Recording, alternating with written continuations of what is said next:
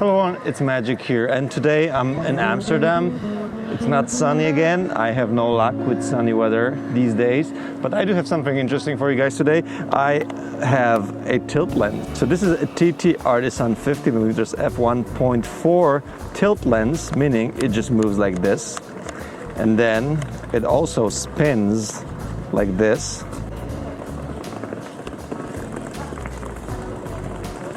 And I don't know if you guys know, but I have huge love for tilt shift lenses. Basically, I own like 2 tilt shifts. I have like a tilt adapter to mount Canon lenses on my Sony cameras, making them tilt lenses. So I was very excited to get this one because it's a native lens for Sony, so you don't need any adapters, and it's extremely cheap. Also, it has aperture f1.4, meaning the depth of field is gonna be like super shallow. So I'm just gonna try it out today. I'm gonna do some portraits here in Amsterdam, trying to use the tilt capability of this lens, meaning like basically tilting the plane of focus like this, so achieving interesting effect in terms of focus planes basically. I do have a video planned about basically using tilt shift lenses for wedding photography, so if you're interested in that, wait for that. Today we're only playing with this lens, so Amsterdam and a 50mm f1.4 tilt lens. Let's go. Okay, so most of the people when thinking about tilt effect, they do think it's just blurring top and the bottom parts of the frame, which you can do in Photoshop or Instagram. But the true power of tilt is that you're not just blurring, actually you're changing the plane of focus from being perpendicular to your line of sight to tilted, which allows something like this, making different parts of image at different distances from each other, both in focus. The way I like to use it when shooting portraits is to create that nice soft look with additional layers in front or in back of your subject in focus. So like this pink flowers here, or all those nice buildings here in the background, so you can see the main subject in the focus and the background or foreground in focus. With normal lens, I would have to use like f11 or f16 aperture to make both foreground and background in focus, and that would actually mean that the whole photo would be in focus, like dead sharp. But with tilt, I can do it with 1.4 aperture and still have some nice blur in the image. Okay, so basically what I'm going to try to do, like to explain you how the tilt shift works, look at this. This is layer number 1. This is layer number 2, meaning my wife. Layer number 1 is this little green stuff. So I'm going to try to use this 50mm f1.4 lens tilted in order to get both of these in focus. So like the first layer and the second layer will going to be both in focus. I'm going to put the recorder on my camera so it can actually see what I see, and let's try. So using tilt is basically for me a game of angles. As you can see here, I'm moving down and up just to get the right angle to get what I want, which are those green leaves in front of us in focus. Often I'll search for a spot that will just look good when using tilt lens, like the green wall here, giving me multiple layers. So here you can clearly see what is happening to the plane of focus as I tilt my lens. So I do it first down. So I tilt my lens down, object close to the camera in lower part of the frame are in focus, then mid-distance objects in the middle of the frame are in focus, and then the objects farther away in the top part of the frame are in focus. And now I'm gonna tilt the lens up, and that is reversing that effect. So objects far away but in lower part of the frame are in focus, which was actually my goal with this image, to get those nice buildings that are farther in the distance in focus along with my beautiful wife.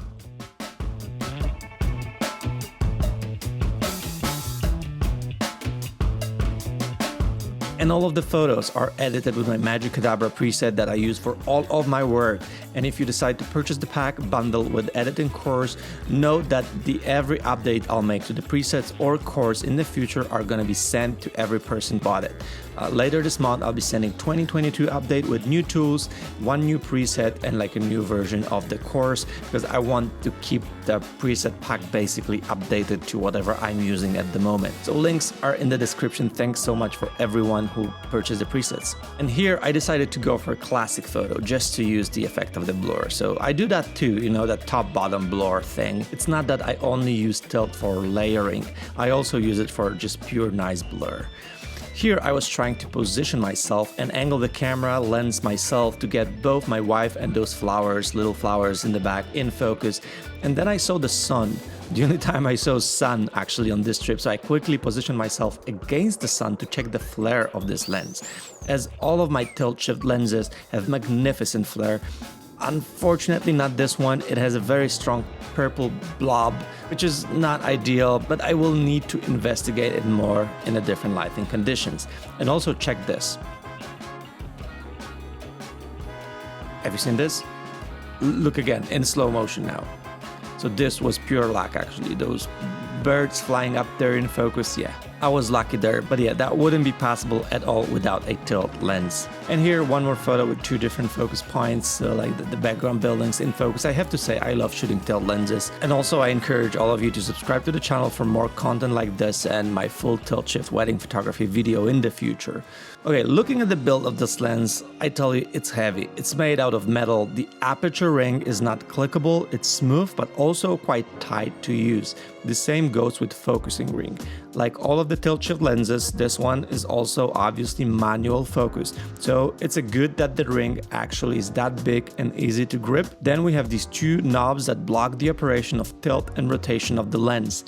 It's not ideal. If you turn the knob to loose, then the tilt of the lens is going to be very loose. The same goes with the rotation knob. If you just loosen up the knob, the whole rotation is just like too loose for my preference. But overall, both of these are just a thing of preference and being used to it. And let me just show you two of my favorite shots from this lens during that trip. This one, the greenery in the background, I loved it. I snapped a photo of my wife, but then when people started walking, I zoomed in to make sure I'm focusing right on her face and shot a bunch of photos to get this unique look of all these walking people in focus. And here, just one more layering example with green stuff in foreground and nice Amsterdam vibes in the background. It worked really well here. So what's my take?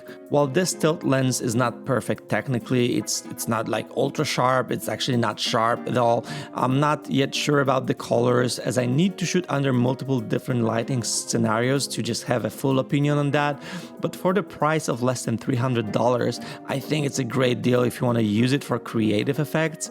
And also, it's the only one with native Sony mount, which is awesome. And over all the years, I've shot like multiple different tilt shift lenses. I've been asked to like recommend like what it would be like a great tilt lens for beginning, and this one gets my recommendation, to be honest. As a starting position, if you like to try the effect like this, you don't want to spend a lot of money on the actual professional tilt shift lens, you can just play around with tilt effect with a lens like this. You can't go wrong with this price, and then you can practice with it, master it, and then maybe move to other lenses. Huge thanks to TTartisan for sending this lens. I actually asked them to send it to me as soon as I saw the announcement, and they were kind enough to send it so I can share it with you guys, and I do hope you enjoy it.